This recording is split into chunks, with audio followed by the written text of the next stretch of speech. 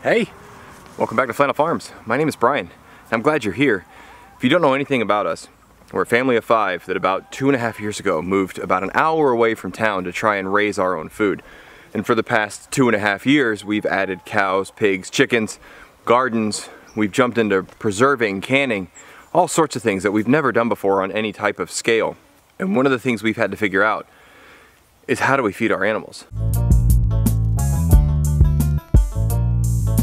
One of the interesting things about this lifestyle is no matter what's going on in your life, you have to take care of your animals. And it's not really any different than having pets, or in some ways children. Of course, children are vastly more important than animals. But they need to be fed, cared for, sheltered, all those types of things, no matter what's going on. And currently our lives are kind of crazy. Our backyard has been turned into a pit as we have an addition that's being built that we're going to do the majority of. We have jobs, we are homeschooling our children, there's lots going on. So we started off doing what most people do, and you buy lots of feed, and we've given our animals the slop from our kitchen. And the slop for our kitchen has been great, especially for our chickens. It provides the vast majority of the diet for the birds that we call our house birds. Those are our egg producing birds.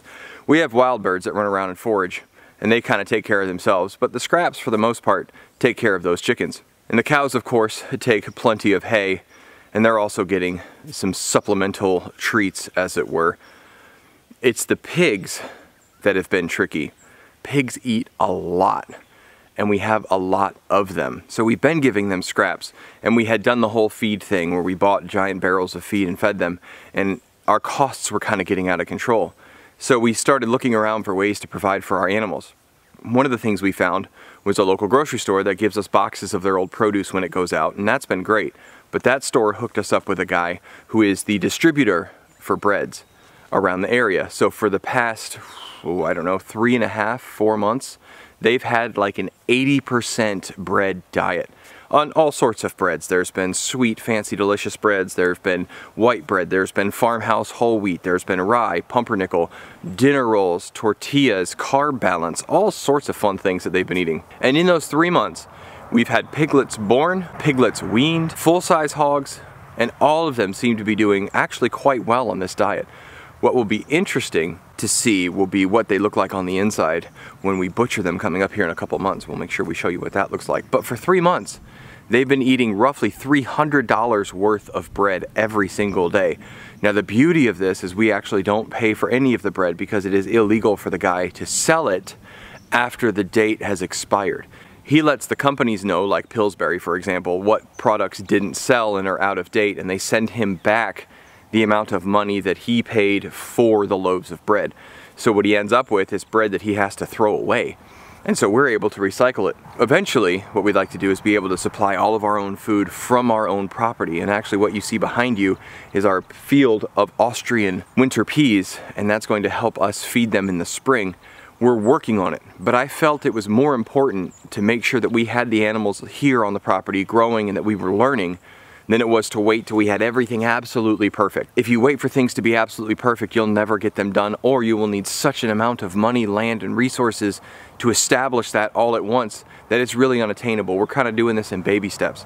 And if you've watched the past 2.5 years, you've seen how many things we've done to bring this all together. So there's a lot happening. Super excited about the addition that's going on the back of the house. You guys are going to see that. It's almost butchering season. So there's 2 pigs that are going to get butchered here in the next few months. There's 2 steers that are going to get butchered the next few months. We've never done steers before, but they're getting big. They're towering over our Dexter cows. Those steers are an Angus Holstein mix. So there's a lot going on, but hopefully this helps you maybe find a feed source. Go to your local grocery store, especially the ones that aren't big chains, and see who their suppliers are. See if you can get a hold of those people and see if you can actually help them out as well, because this guy used to have to take this stuff to the dump because nobody came to get it anymore. He used to give it to food banks and families and stuff, and people just stopped coming to get it. There's so many things out there that people just aren't taking advantage of. So if you live in a fairly populated area, there's going to be a lot of those stores around and a lot of those independent people who supply the things like the bread and the produce and things like that. So you can save a boatload of money. I mean, 300 bucks a day. Those packages are roughly $5 each, and we're feeding them something like 60 packages of bread amongst all of the pigs. The cows get like 10, and the chickens get a few just for fun, the ones that run around and forage. But yeah, $300 a day. So it's it's a substantial amount of savings. Now, if you are buying pure feed from a local farmer, you're probably paying $300 a month for the amount of pigs that we have. Although the piglets are getting bigger, we've started raising pigs for people who are off the property.